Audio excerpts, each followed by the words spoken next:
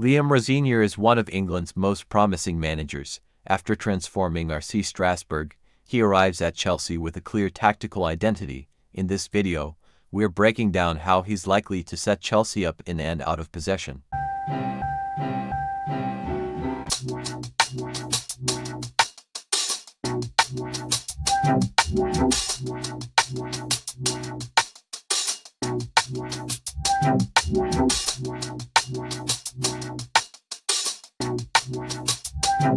To understand how Liam Roseniro might set Chelsea up, we first need to look at what he did at Strasbourg. RC Strasbourg were highly adaptable in their formations, something Chelsea clearly lacked.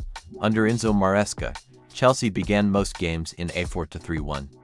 Liam Roseniro did also use this shape at Strasbourg, but he was far more flexible, often shifting into a dynamic 3-4-1. In build-up, the back three would occasionally incorporate the goalkeeper, creating a temporary back four. This gave Strasbourg a numerical advantage early in possession, supported by two pivots in midfield tasked with progressing the ball.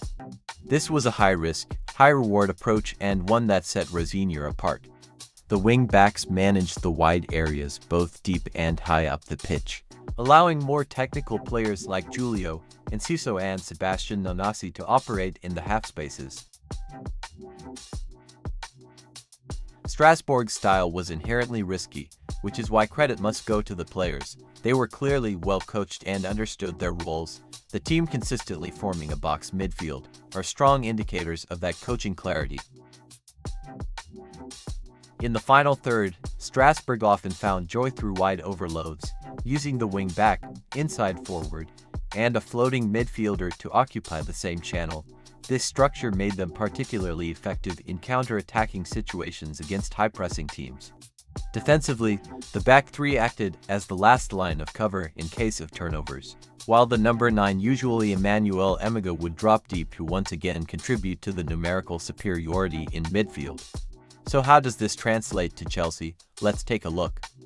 In a Roseniro-style setup, Chelsea could operate in a 3-4-1. The back three would likely consist of Chalobah, Fofana, and Achimpong, giving Chelsea a strong balance of ball progression and recovery pace. In possession, the wing-backs Malo Gusto and Marc Cucurella would provide the width, while the double pivot of Moises Caicedo and Reece James control central areas. Caicedo would primarily hold and screen transitions, allowing James to step higher or rotate wide depending on the game state.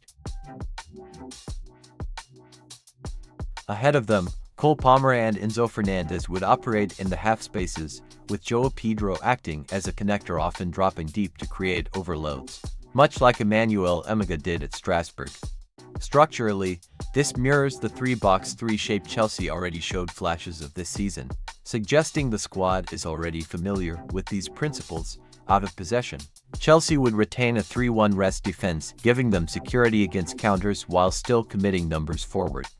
What sets this apart from the Maresca era is adaptability. Where Chelsea often struggled to break down opponents due to rigid structures, Roseniri's flexibility allows for in-game adjustments, changing the shape, personnel, or point of attack depending on the opponent. But what are your thoughts? Let me know down in the comments. Are you excited for the Roseniro era? Let me know down in the comments.